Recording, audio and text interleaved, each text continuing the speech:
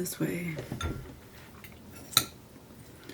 I'm trying to eat a really, really quick breakfast because I'm going to go see Anora.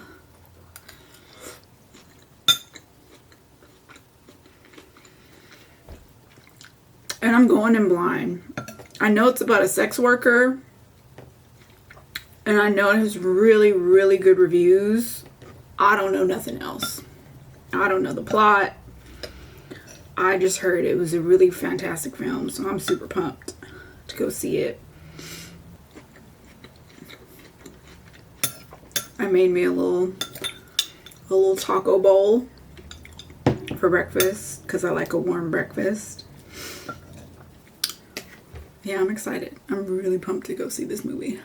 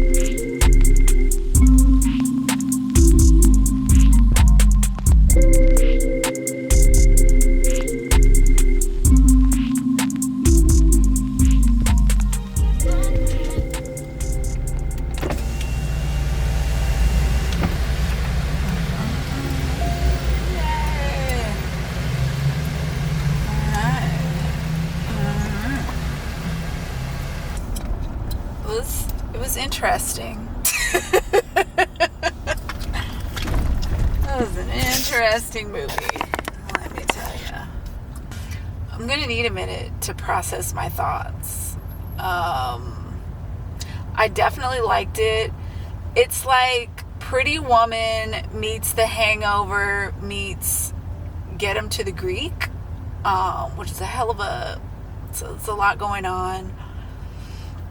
I liked it. That actress was really good. Mikey Madison. I'll look up everyone's name when I get home. But very interesting movie, to say the least. Why can't I get this? There we go.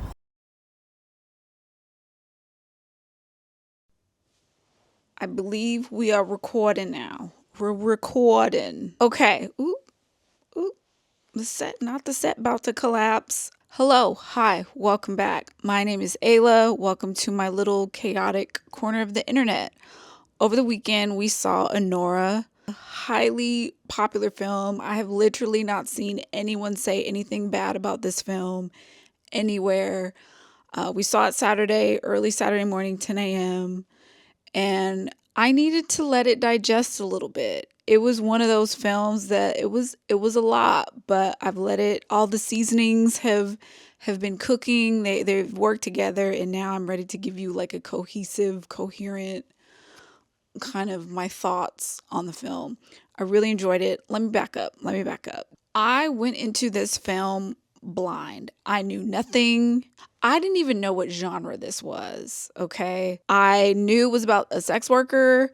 That's it. I don't even think I really fully watched and absorbed the trailer.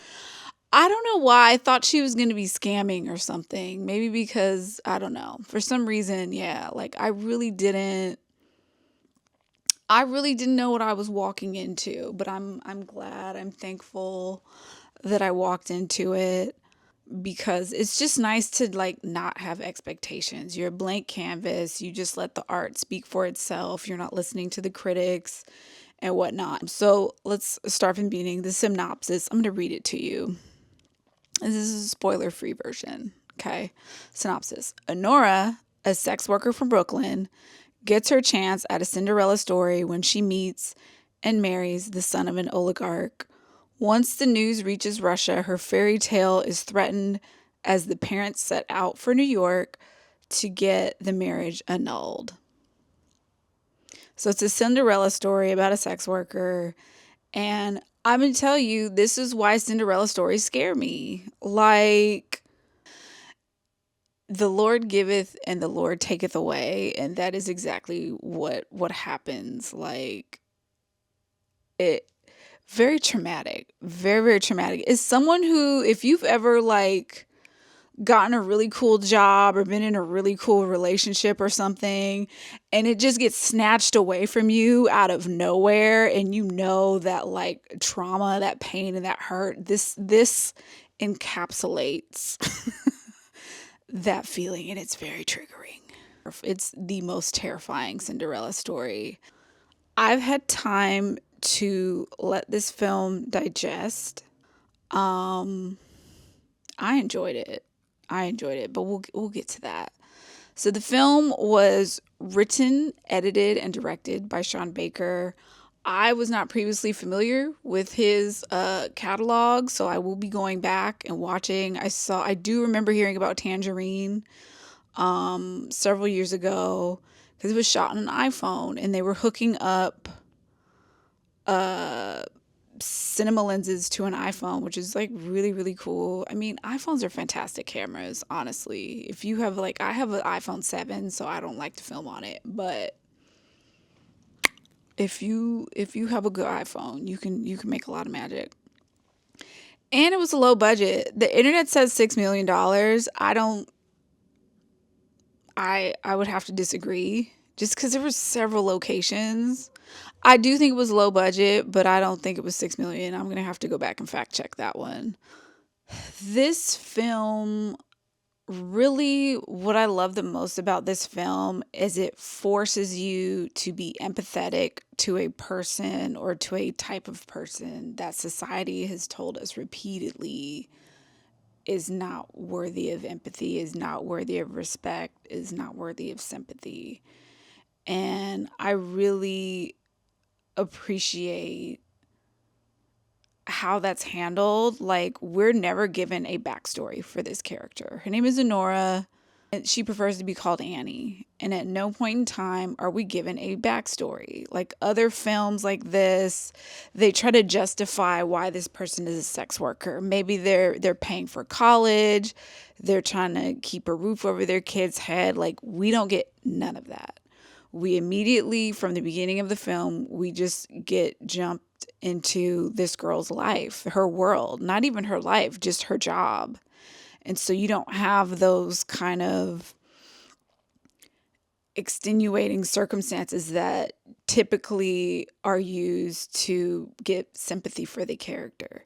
She is a sex worker. That's all you're given. And you gotta kind of make your decisions if you're going to be empathetic to her plight or not. It kind of confronts you with, like, are you still going to root for this person even though you may not agree with her lifestyle, which I think is super interesting. One of the things that really drew me in or made me want to see it is I kept hearing that this is a portrayal of sex work that we don't typically get to see, and 100% agree with that. 100% agree. Like, it's very raw. For just on a personal level, the people that I know that have engaged in sex work, it was never for fun. It was always 100% for survival. Rent was due, they didn't have a job, or they didn't have a family to help support them, or what have you. Like 100% of the sex workers I've known in my life were doing it out of necessity. And I think they deserve a lot more empathy from society. I do see, in like, I've heard of strip clubs unionizing and dancers being able to get health care and whatnot, and like, why not? It still work, whatever. Anyway, let's see here. I did think it was funny that the stripper, her like stripper nemesis, is called is Diamond. Fun fact, I quote Players Club damn near every day. Make that money, don't let it make you. And like, Diamond is one of the characters in Players Club. And I just think that is hilarious. I don't know if that was like a wink to Players Club, but I thought that was hilarious. So let's talk about Annie, or I'm going to call her Annie. Annie, Anora, Annie. She wants to be called Annie. That's what we call her in the film.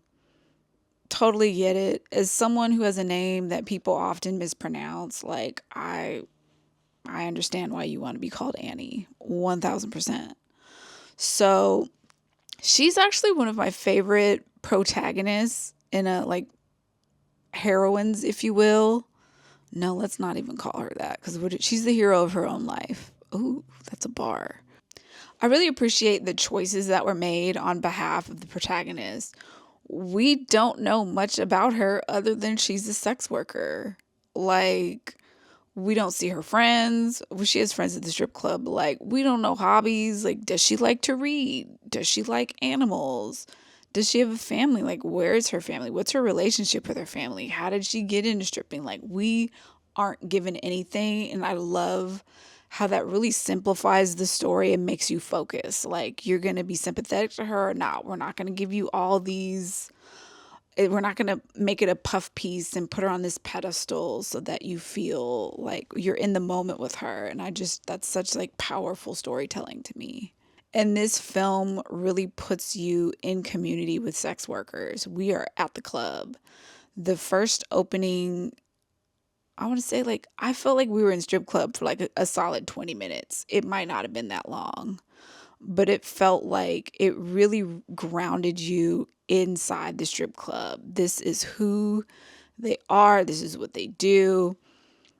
And it really confronts you. Like, here's your protagonist. Are you going to root for her? Are you going to put your whatever biases you may have against sex workers or what have you to the side and root for her and her journey that she's about to go on?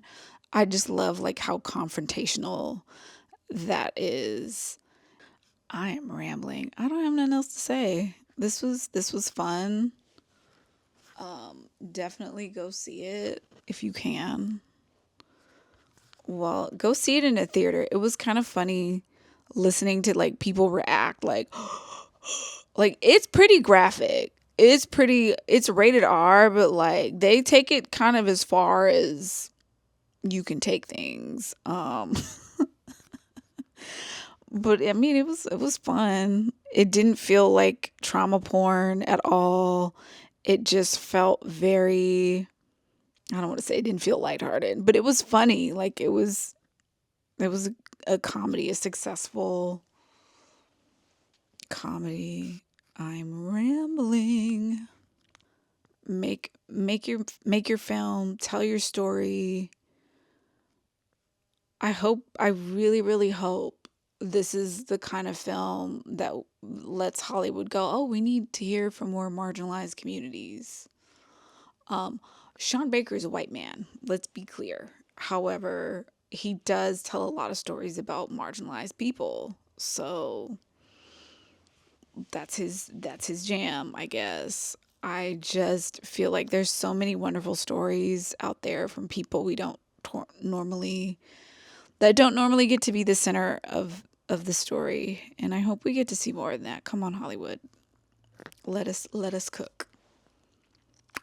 Let us cook. This was fun. Thank you for watching me ramble. This is gonna be a nightmare to edit. My God. All right, y'all. Okay. Have a lovely week. Go to the movies. Watch something fun. You deserve. I'll see y'all next time. Bye.